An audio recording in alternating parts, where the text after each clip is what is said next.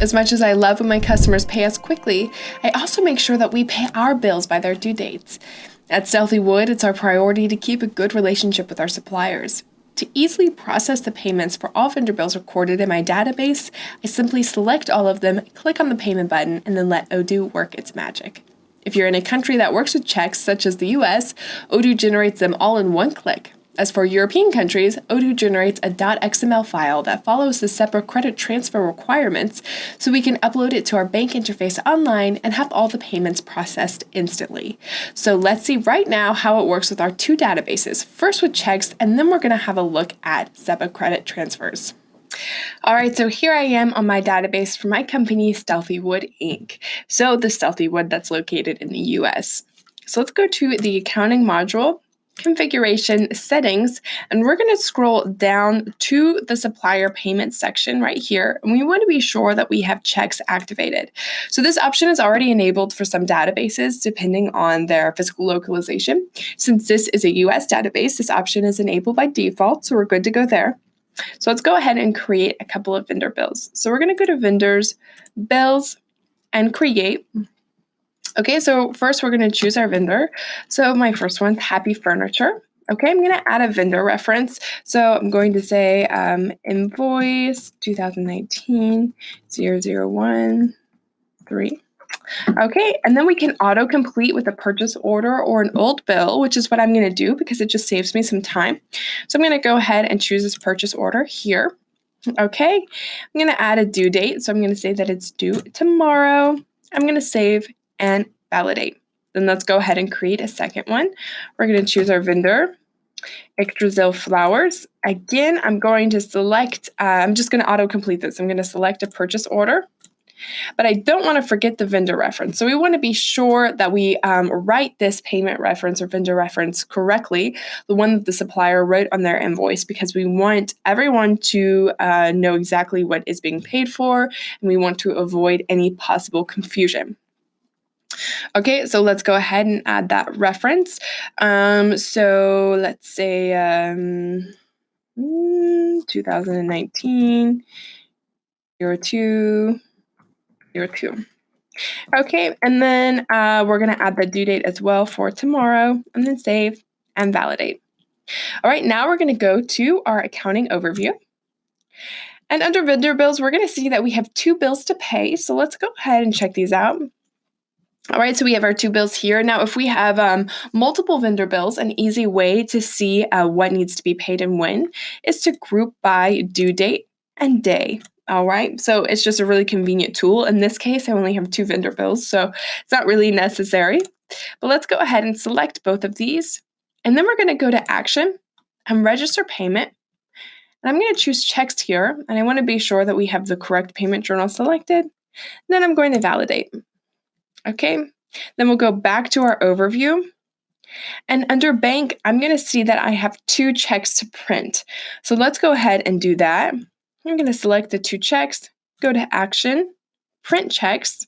Okay, it's going to ask me what the next check number is. So this depends on what your next check number is. Let's go ahead and click on Print. Okay, it's going to generate a PDF for me. So let's go ahead and open this. And then we have all of this information we need right here, including the reference that I added manually. All right, so that's really convenient, super cool. Okay, once you have it printed, of course, you can close this box, and we'll see that we have no more checks to print. All right, so it's really convenient. Now let's go ahead and jump to our Belgian database. So let's go over here. We're also going to go to Accounting, Configuration, Settings, and here we're also going to scroll down to the supplier payment section, but we want to be sure we have SEPA credit transfer activated here. So as it was for checks, this option is also enabled for some databases depending on their physical localization. Since this is a Belgian database, this option is enabled by default. All right, so we're good to go. So let's go ahead and create a couple of vendor bills. So we're going to go again to Vendors, Bills, and Create. All right, so I'm going to choose my first vendor, Wood Corner. I want to be sure that their bank account is added here, which it is. I'm going to add a vendor reference. So I'm going to say invoice 2019, 356. Okay, and then we're going to go ahead and manually add the products. So I'm not going to autocomplete this time. Okay, we'll say storage box, 5 of them. All right, then we're going to save and validate. Now let's go ahead and create a second one. Okay, this will be for Ready Mat. Okay, product, large cabinet. Okay, vendor reference. So for the vendor reference, I'm going to say 01, 2019, 09. Okay, and I want to be sure that I have the correct bank account selected and also that the currency is in euros as well. Okay, we need to be sure of both of these things for the SEPA credit transfer. So let's go ahead and save and validate. All right, and then we can go to our overview and we're going to see that we have these two bills to pay. So let's go ahead and select these. Again, we're going to register the payment. So you see there are a lot of similarities between the two flows. Okay, this time we're going to choose SEPA credit transfer. Also make sure that we have chosen the correct payment journal and validate.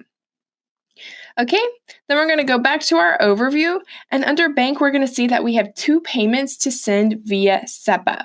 Okay, so let's go ahead and select this button. Select these 2 options, or these 2 bills, go to action. And then we're going to confirm the payment, okay? Or I'm sorry, we're going to create a batch payment. So let's go ahead and click this right now. And then we're going to validate.